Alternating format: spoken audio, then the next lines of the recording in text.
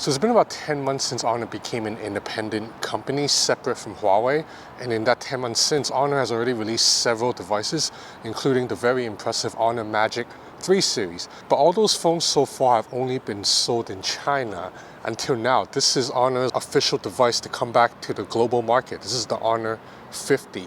Now I know, technically speaking, the Honor Magic 3 was already Honor's big comeback on a global scale. That phone was supposed to go on sale in Europe, but for some reason it's been almost 2 months now and there's been no word on that device releasing yet. But the Honor 50 is here and it's going to go on sale in Europe very soon, starting at €529. Hi, I'm Ben and you're watching XDA TV.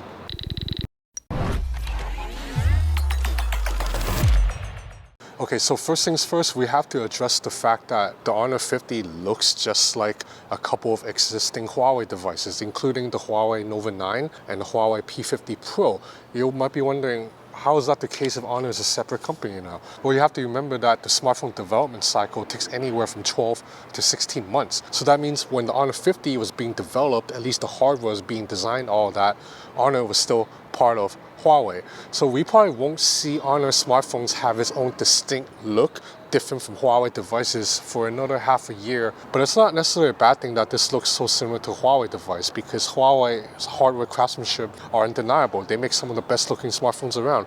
And this Honor 50 is quite a looker. So you have a 6.57 inch OLED display with a 120 Hz refresh rate and 300 Hz touch sampling rate, and with a resolution of 1080 by 2340. This is a gorgeous looking panel that supports 100% of the DCI P3 color gamut. Now, if you're one of those people who find modern day smartphones too big or thick, this will be a breath of fresh air. The Honor 50 measures only 7.5 millimeters in thickness, and it weighs only 175 grams. Now, when you consider the fact that the front and back glass also curves on the left and right side, and there's barely a camera bump, that makes for a phone that's really, really thin. When you put it flat on a table, it barely elevates off a tabletop. Now, inside the phone is a Snapdragon 778 SoC. It's a 5G chips, and there's a 4,300 mAh battery inside that can be charged at up to 66 watt charging speeds. Yes, and the charging brick, along with a protective case, comes with the package. If you look at this quite unique camera design, well, unique if you haven't seen a Huawei device,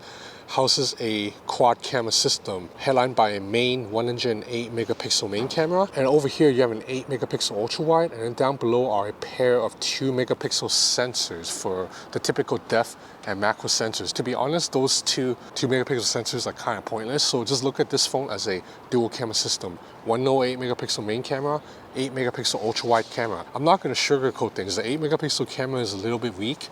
If you have proper daylight, shots will still be fine, but at night, ultra wide photos look very soft. But that main camera is pretty good. You have a quite shallow depth of field, so when you take a picture, you get pretty natural bokeh around the subject. Dynamic range, balance, colors, all that is quite on point. It's a camera that produces shots that look good most of the time. Now, around the front is a relatively large hole punch housing a 32 megapixel selfie camera. Now, Honor has built a pretty fun software mode to take advantage of the fact that this phone has an above average front facing and backward facing camera, and that's a multi-video mode. Now, multi-video mode essentially allows you to film with the front facing camera and the selfie camera at the same time, but it's not just that. You can also change layout. So right now, it's split evenly. I can move my viewfinder of my face to a smaller frame. I can put it into a corner like this.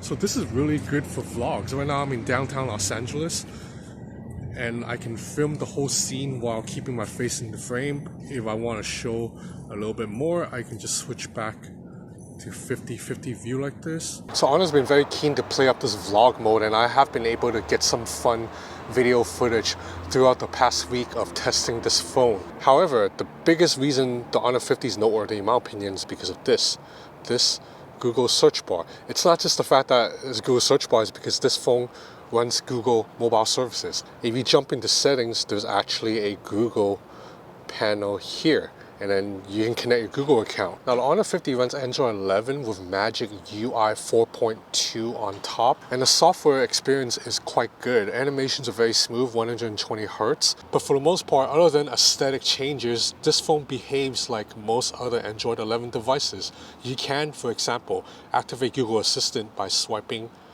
from the corner. I'm also impressed with battery life. 4,300 milliamp hour cell in such a thin body, and the battery life can last me all day. You know, on a light usage day, meaning like a typical work day, and I'm not always on the phone, I will finish an entire day with like 40% battery.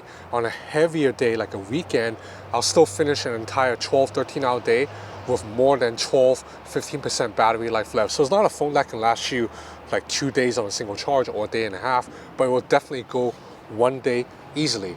So I can't speak for all of XDA developers, but speaking for myself personally, I am happy to see Honor gaining access to Google again, because that means there's now one more Android brand releasing phones on a global stage, at least in Europe and in other parts of Asia, because in my opinion, competition is always good. So now if you're in Europe and you want to buy an Android phone, your options are not just Samsung, OnePlus, and Xiaomi. You also have Honor. So anyway, that's about it for this video. If you enjoyed it, please give it a thumbs up, and please visit xdadevelopers.com to keep up to date with all the latest news. I'm Ben, and you're watching XDA TV.